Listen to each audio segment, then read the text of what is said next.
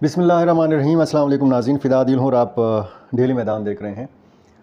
एक तो खैबर पख्तूनख्वा पर नज़रें हैं। यहाँ पर एक सूबाई वज़ीर शकील ख़ान को फ़ारिग किया जा चुका है और अब ये सवाल उठाया जा रहा है कि शकील ख़ान या उनका जो ग्रुप है, जिसका तासुर ये दिया जा रहा है कि इस ग्रुप की सरबराही MNA आतिफ़ ख़ान कर रहे हैं।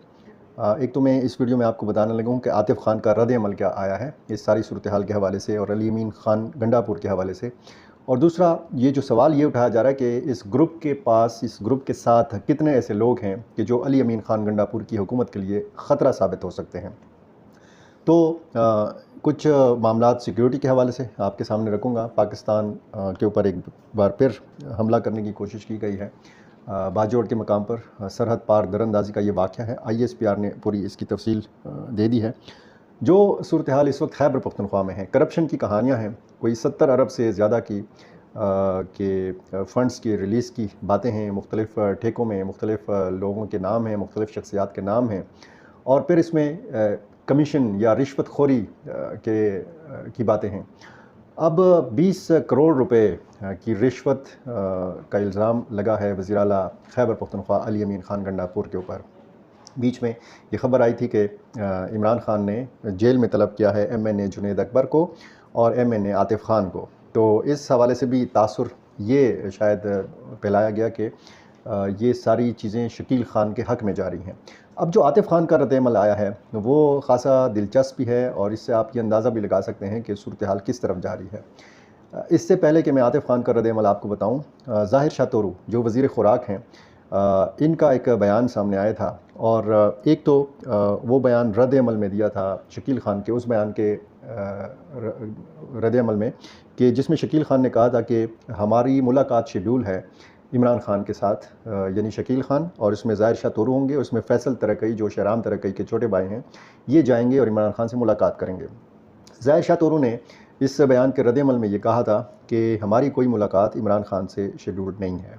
अच्छा, ज़ाहिर शाह तोरू माज़ी में भी आतिफ़ ख़ान के ग्रुप का हिस्सा रहे हैं। मर्दान से जो मुंतख़ब मेंबरान असम्बली हैं, ज़ाहिर शाह तोरू को आतिफ़ ख़ान के बहुत करीब समझा जाता है और माज़ी में जब ग्रुपबंदी हुई थी और महमूद ख़ान वज़ीर आला थे, 3 वज़रा को, आतिफ़ ख़ान को, शहराम तरक़ई को और शकील अहमद ख़ान को काबीना से बरतरफ़ किया गया था। बाकायदा जो समरी वज़ीर आला खैबर पख्तूनख्वा ने भेजी थी गवर्नर शाह फरमान को, उस वक्त शाह फरमान गवर्नर खैबर पख्तूनख्वा थे, तो ये इमरान ख़ान की हिदायत की रोशनी में भेजी थी और इमरान ख़ान वज़ीर आज़म थे। महमूद ख़ान ने उनसे मुलाकात की थी, शिकायत की थी अपने 3 वज़रा के हवाले से और इस ग्रुप के बाकी मेंबरान के हवाले से। तो फिर इमरान ख़ान ने ये हिदायत दी थी कि इन तीनों वज़रा को काबीना से बरतरफ़ किया जाए और बाद में फिर वो मामला सेटल डाउन हो गया था। ये लोग फिर वापस आ गए थे पार्टी में। जो इख्तिलाफ़ात की बुनियाद है वो एक तो टिकट का मामला है कि आतिफ़ ख़ान को सूबाई असम्बली का टिकट जारी नहीं किया गया और उनको कौमी असम्बली का टिकट जारी किया गया। इसके मुकाबले में अली अमीन ख़ान गंडापुर को कौमी और सूबाई दोनों असम्बलियों का टिकट जारी किया गया इंतख़ाबात के लिए। दोनों से उन्होंने कामयाबी हासिल की। बाद में जब ज़िमनी इलेक्शन हुआ तो उनके भाई साबिक़ सूबाई वज़ीर फ़ैसल अमीन गंडापुर ये फिर MNA मुंतखब हुए डेर इसमाइल ख़ान से। और आपको पता है कि आम इलेक्शन में अली अमीन गंडापुर का कौमी असम्बली की इस नशस्त पर मुकाबला था मौलाना फजल रहमान के साथ और मौजूदा गवर्नर फ़ैसल करीम कुंडी के साथ। तो इस कहानी की बहुत सारी कड़ियाँ हैं। अगर आज गवर्नर फ़ैसल करीम कुंडी भी इस करप्शन के मामले पर या खैबर पख्तूनख्वा के मामलात के ऊपर तनकीद करते हैं, बतौर गवर्नर वो तनकीद करते हैं, उनके बाज़ बयानात से लगता है कि वो शायद ये भूल जाते हैं कि वो गवर्नर हैं।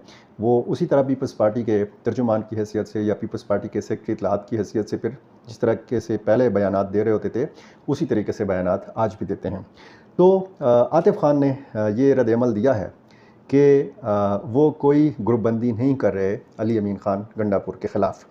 अली अमीन ख़ान गंडापुर चूँकि इंतख़ाब हैं इमरान ख़ान का, वो उनको इमरान ख़ान ने वज़ीर आला बनाया है, तो इसलिए वो उनकी जो इस वक्त जिस ओहदे पे हैं तो हमें भी कबूल है, क्योंकि इस कबूलियत की वजह जो है ये सिर्फ़ ये है कि अली अमीन ख़ान गंडापुर इंतख़ाब हैं इमरान ख़ान का। तो उन्होंने कहा कि कोई वो साजिश नहीं कर रहे, कोई ग्रुपबंदी नहीं कर रहे और जो भी सूरत हाल है वो इमरान खान साहब से जब मिलेंगे तो उनके सामने सूरत हाल रखेंगे। अब लगता यह है कि जिस तरीके से PTIP बनी, PTI पार्लियामेंटेरियन बनी परवेज़ खटक की क़यादत में, और उनको सब्ज़ बाग़ात दिखाए गए PTIP को, फिर बहुत सारे लोग तोड़े गए PTI से, PTI के लोगों से प्रेस कॉन्फ्रेंसें करवाई गई और ख़ुसूसन खैबर पख्तूनख्वा में PTI को तोड़ने के लिए परवेज़ खटक को और महमूद ख़ान को इस्तेमाल किया गया। लेकिन फिर लोगों ने उन लोगों का अंजाम भी देखा, PTIP का अंजाम भी देखा। ख़ुद परवेज़ खटक जो हैं ये अपने ज़िला नौशेरा से तमाम सीटों पर शिकस्त खा गए, और जो लोग खड़े थे आज़ाद हैसियत में PTI के ख़िलाफ़ खड़े थे या PTIP की टिकट पर खड़े थे, उनको बहुत इबरतनाक शिकस्त का सामना करना पड़ा। और यही वो चीज़ है कि जिसकी वजह से आज अली अमीन ख़ान गंडापुर के ख़िलाफ़ उस तरीके की बगावत नहीं नज़र आती कि जिस तरीके की ख़बरें हैं या तासुर है। तो सूरत हाल काफ़ी दूसरी तरफ जाने लगी है। पहले तो कहा जाता रहा कि जी 25 लोग हैं इस ग्रुप के पास, कुछ लोगों ने कहा 40 के करीब लोग हैं। अगर 90+ मेंबर्स में से आप 40 को या चलें 25 को भी निकाल दें तो ये एक बहुत बड़ी तादाद बनती है, क्योंकि इधर की जो खैबर पख्तूनख्वा असम्बली की अपोजिशन है ये भी तैयार बैठी हुई है, और वो भी अली अमीन ख़ान गंडापुर या PTI की हुकूमत के ख़िलाफ़ ज़ाहिर है कि कोई ऐसा मौका हाथ से नहीं जाने देगी।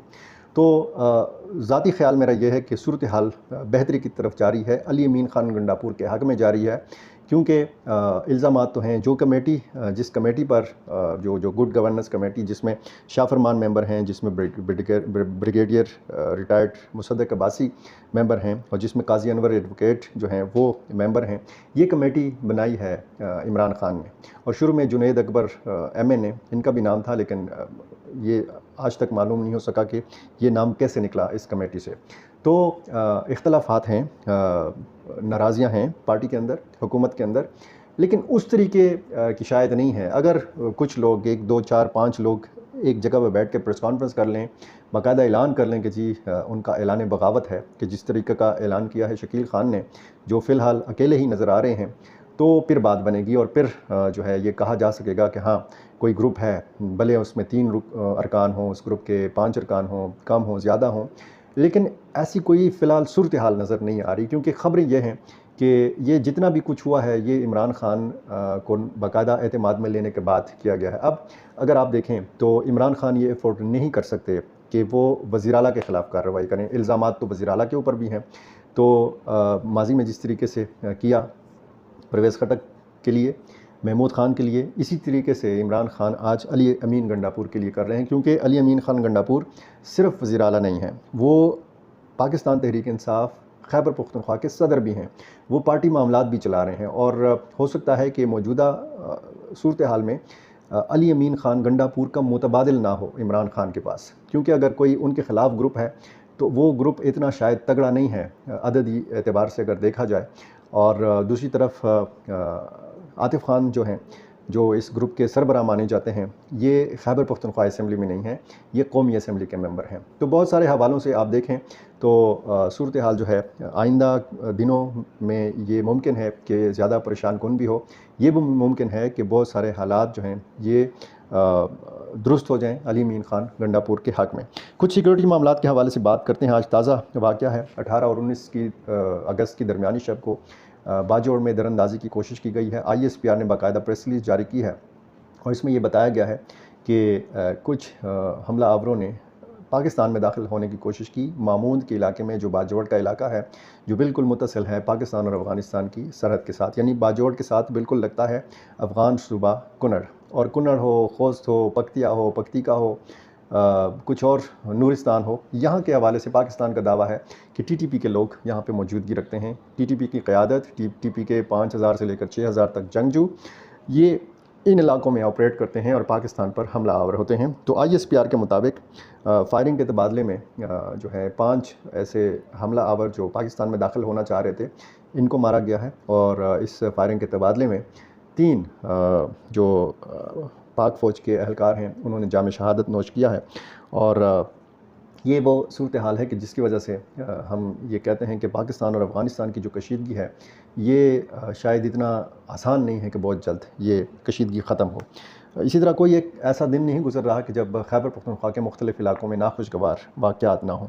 आपने 1-2 दिनों में देखा होगा कि बाजोड़ में एक ट्रैफ़िक पुलिस एहलकार को कत्ल किया गया।